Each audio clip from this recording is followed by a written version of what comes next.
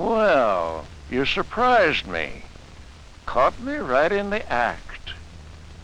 Well, now that you're here, welcome till mitt verkstad.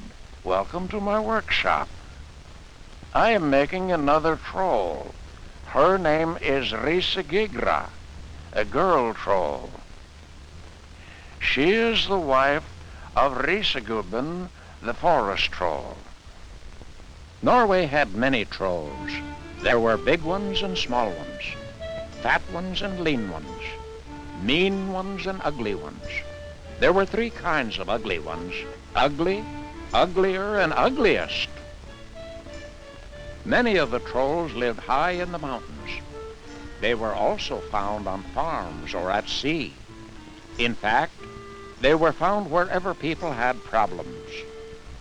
They did most of their prowling at night because they didn't like sunlight. That's why they chose to live in caves. Because trolls were creatures of gloom and darkness, they had to get back to their caves before the rays of the sun turned them to stone. That's why many of Norway's mountains have ugly stone faces. Some trolls, of course, are better known than others. Let me tell you about some of the best-known ones.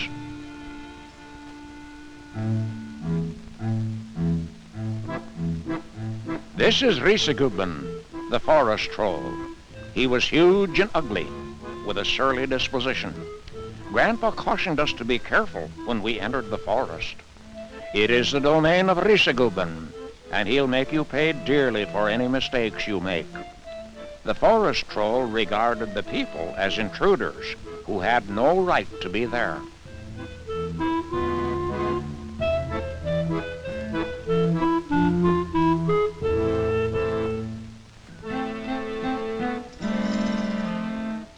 The snoopiest troll in all of Norway was Langenassen, or Long Nose.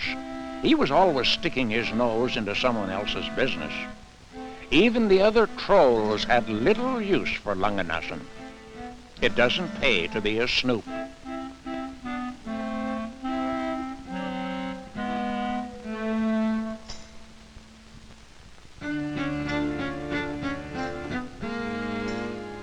This horrible monster was Trollkärringa. She was not only very ugly, she could take her head right off her neck and carry it under her arm. She was a troll of hate and was forever trying to make her home in your heart. If you let her do this, you would be her first victim. Trollkärringa did most of her prowling at night. A person seeking to do mischief might meet this creature. When that happened, that ugly head would speak to him. "I'm going with you tonight."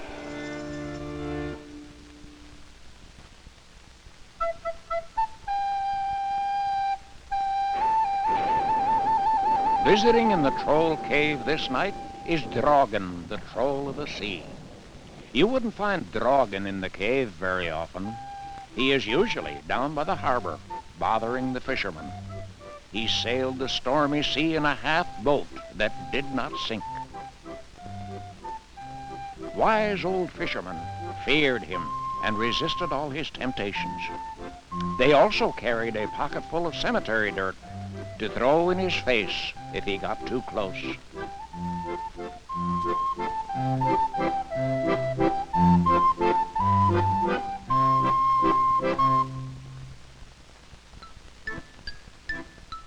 These trolls were so small they could enter a house through the tiniest holes, even that small crack under the door. They are called tusselader. If they walked on a slice of bread, they left moldy footprints. They would wash their feet in pans of milk and turn it sour. They helped flies and mosquitoes find their way into the house. The tusselader didn't like people, and if seen, they would skitter away.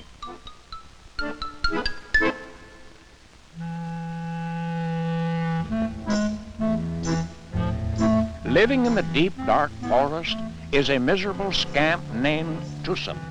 He often succeeded in causing good friends to fight each other. At times they were members of the same family. Grandpa convinced us that we could spoil many of Tussel's plans if we agreed to talk about why we started quarreling.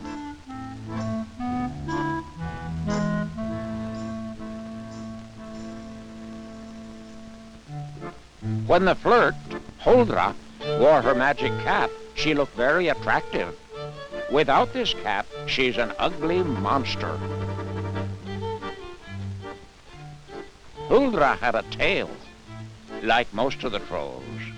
She tries to keep it pinned up out of sight, but if it falls down, the sight of it scares the boys away.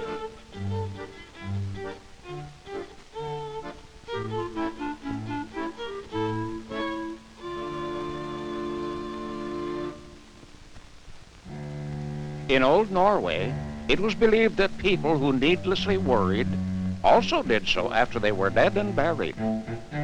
These ghostly creatures emerged from the ground and were called Haugabuken.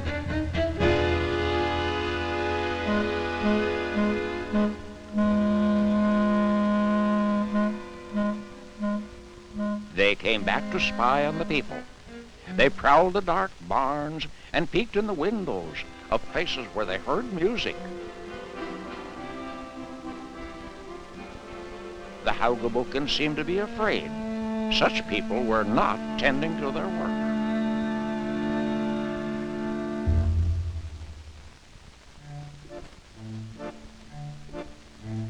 The dancing troll, Tomtegubben, was forever seeking a dancing partner.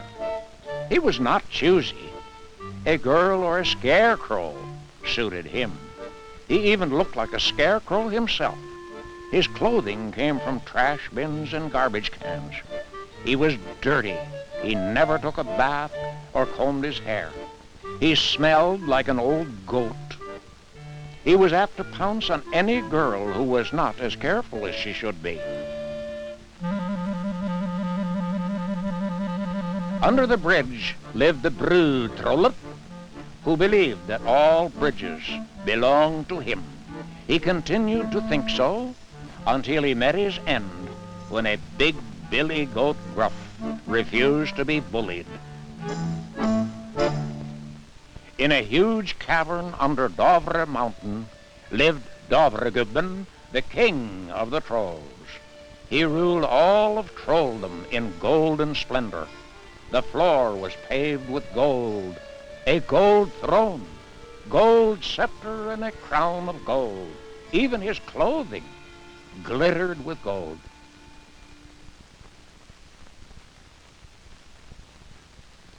And here we have Fossagriman, the troll of music. He lived under a waterfall and could make the strangest music. It enticed you to come closer, and when you did, he looked you over carefully. If Fossagriman liked you, he would visit you that night. After you were asleep, he'd float into your bedroom like a dream. Then he'd pull and twist your fingers while you could do nothing, not even wake up. But by morning, you were a great musician because Fossagriman, the troll of music, had endowed you with his finest gift.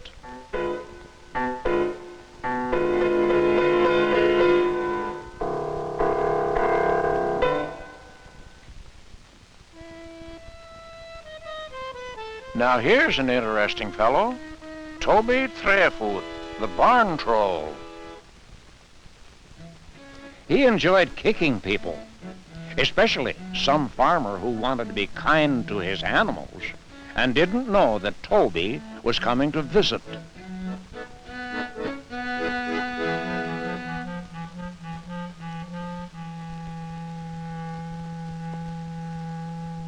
Yes, Toby was the meanest troll in all of Norway.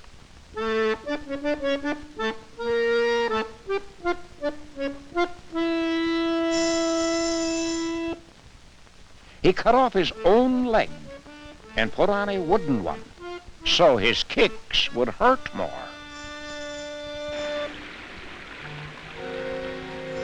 When he sneaked around at night from barn to barn, he expected to find an empty stall waiting for him.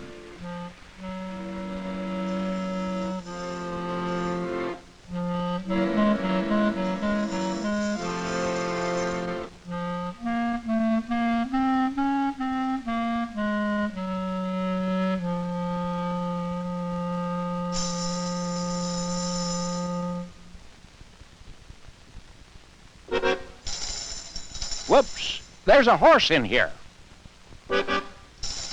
Ah! Another horse!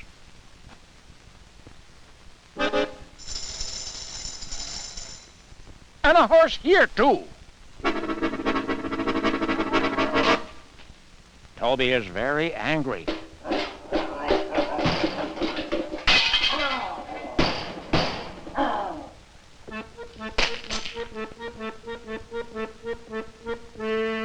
Uh-oh, here comes the farmer to milk.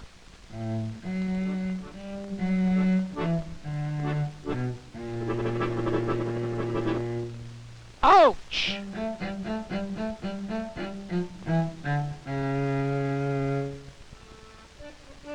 Who can be meaner than a troll?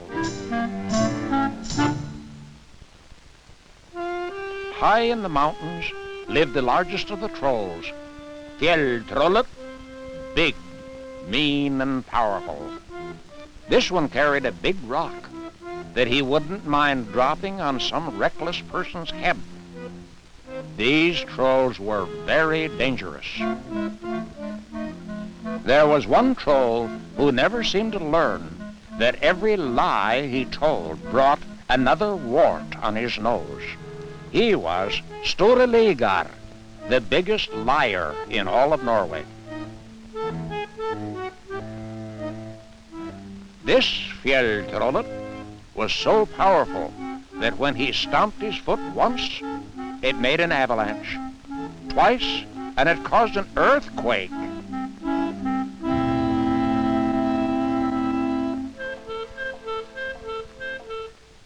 And here at last we have Tannverktrollet, the toothache troll. He could cause all sorts of mischief in neglected teeth. If he found a dirty tooth he liked, he would start digging a cave in it. When his cave was dug, he moved in and started making toothaches.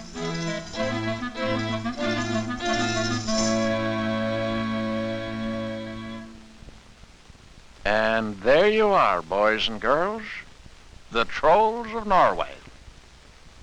These 1,000-year-old stories teach us that if we have enemies, they are not our fellow man.